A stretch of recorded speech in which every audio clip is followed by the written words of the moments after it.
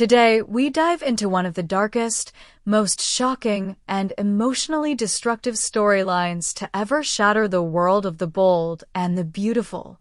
It is a tale of deception so intricate, a betrayal so devastating, that it threatens to dismantle everything the Forrester family holds dear. It begins with a stranger and unfamiliar face who arrives quietly in Los Angeles, masked in charm, cloaked in charisma, and hiding an agenda that would shake the foundations of love, family, and identity. In the heart of this chaos stands Steffi, unknowingly falling victim to a carefully orchestrated plan designed to destroy her life from the inside out. And at the center of it all is the horrifying truth: the man she thinks is her husband is not who he appears to be. The nightmare began slowly, almost imperceptibly. A new figure entered the Los Angeles fashion scene, a man going by the name of Gabriel.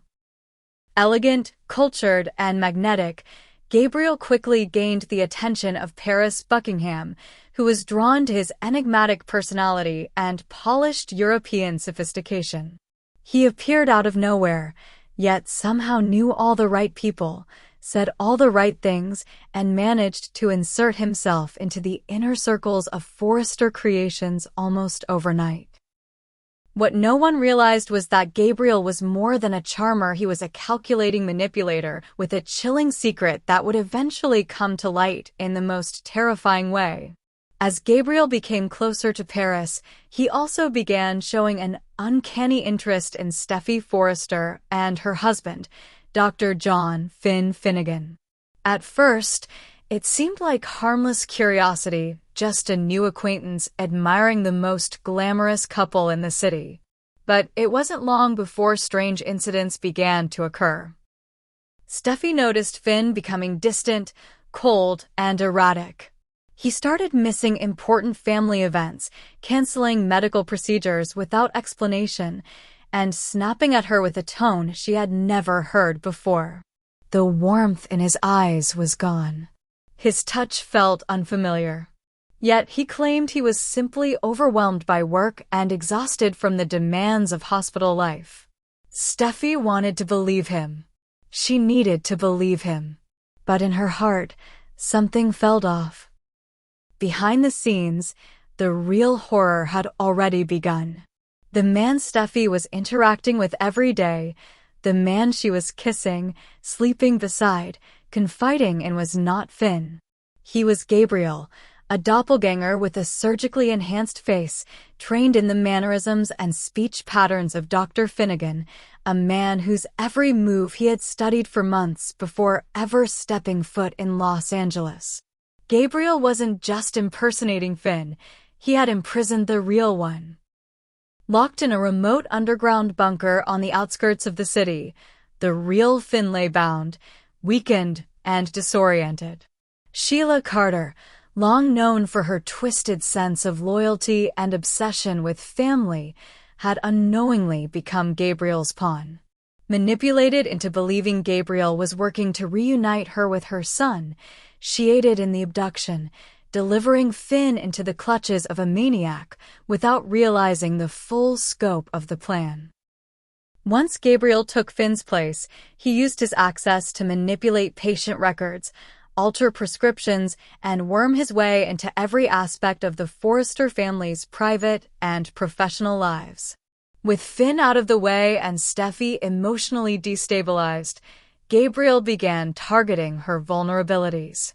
He gaslit her, convinced her she was paranoid, and slowly isolated her from her support system.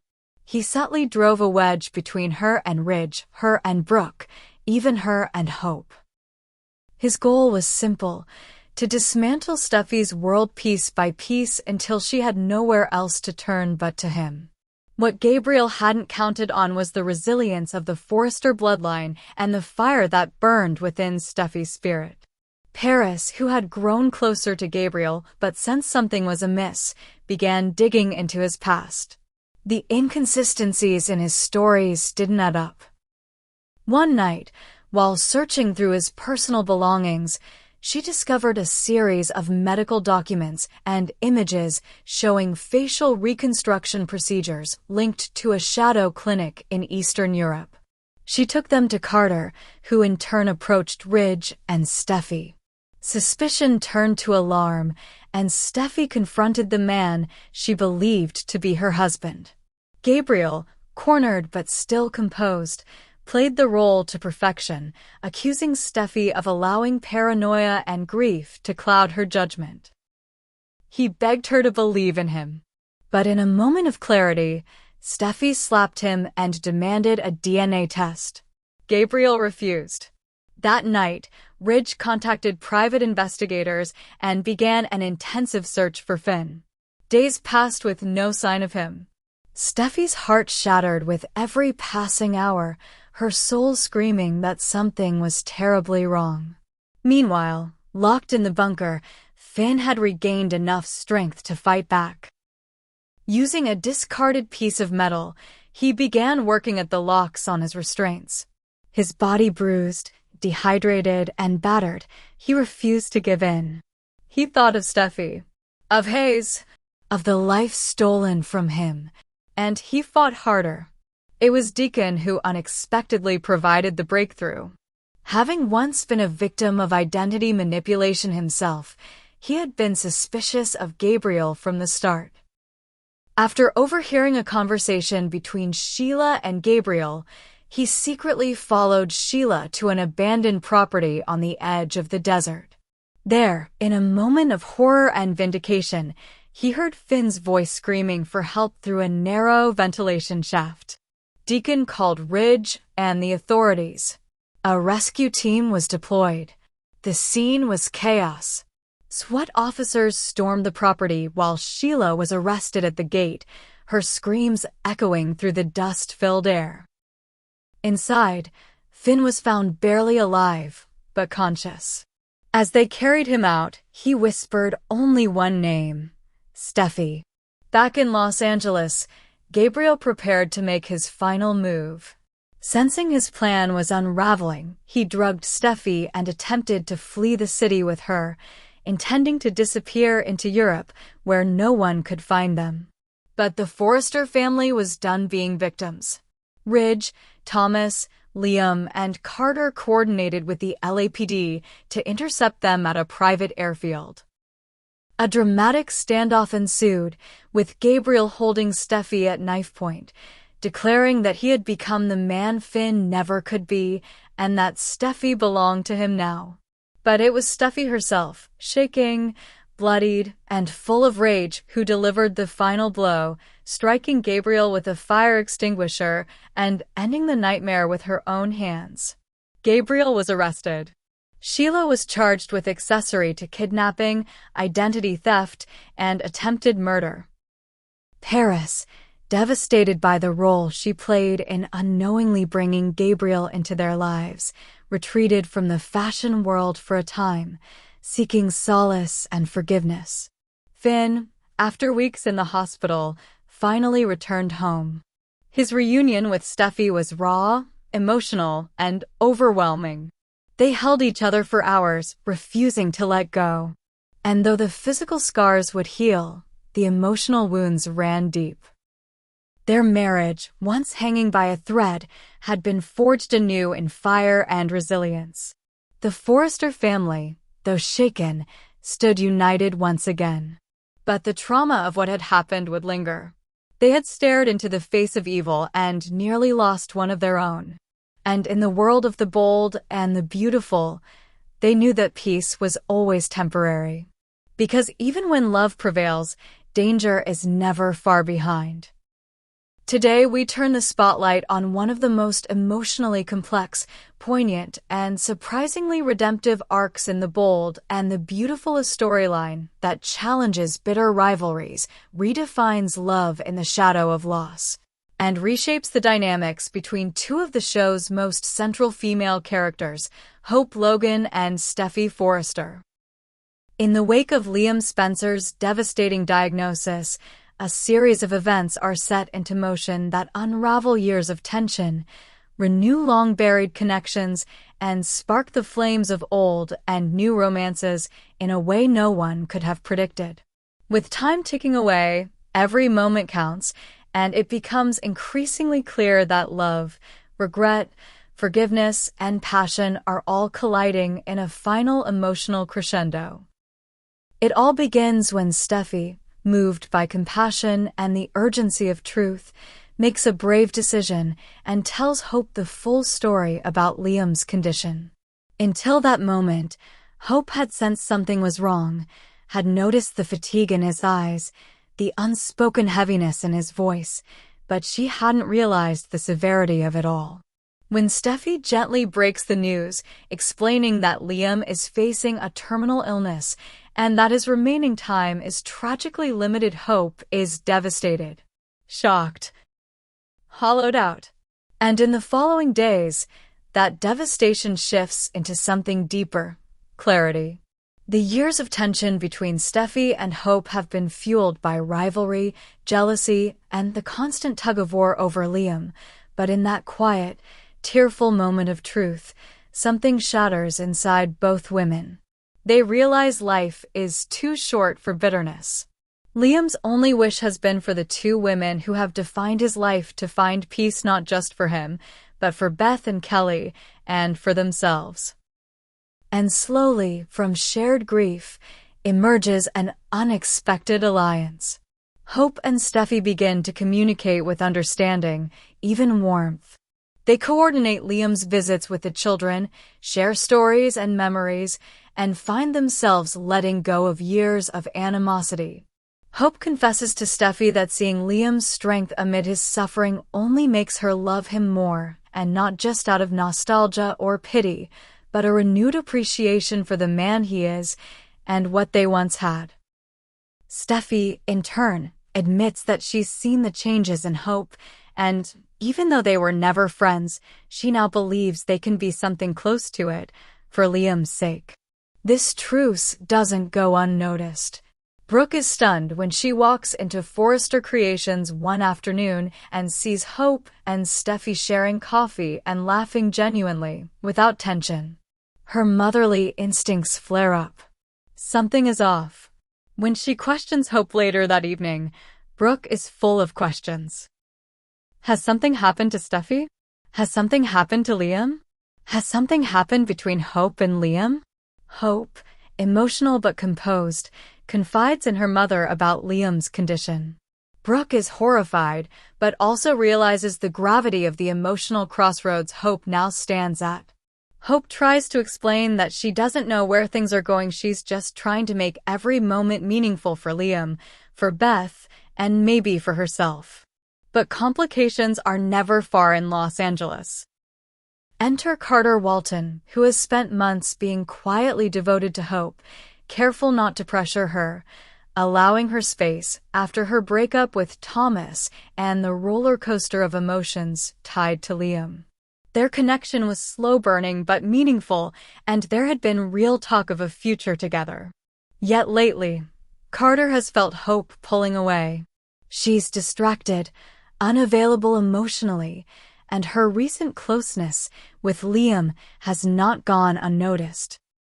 It is during this period of emotional confusion that Carter finds himself vulnerable to the attention of Daphne Rose, a sophisticated, sultry fashion consultant from Paris working temporarily at Forrester. Daphne, played with elegant mystery by Muriel Hilaire, has been observing Carter from afar, admiring his discipline, his charm, his unfulfilled desire. When she notices him drinking alone one evening in the executive lounge, she approaches. They talk. Then they touch. And before long, the conversation turns into a kiss. The kiss turns into more. The next morning, Hope comes to find Carter. Having spent the night awake, torn between the past and the present, she has decided to seek clarity. She wants to speak with Carter, maybe even confess that she's not ready to lose what they've started. But as she arrives at his apartment and the door opens, what she sees stops her heart. Carter, shirtless, breathless, standing in the doorway with Daphne wrapped in a silk robe behind him. Hope doesn't scream. She doesn't cry. She simply nods, whispers a small "I see," and walks away. Carter tries to explain, but it's too late. Whatever future they might have had seems irreparably broken in that moment. Hope drives away, tears streaming down her face, not just over Carter, but over the realization that the only man who truly holds her heart is the one she's about to lose forever.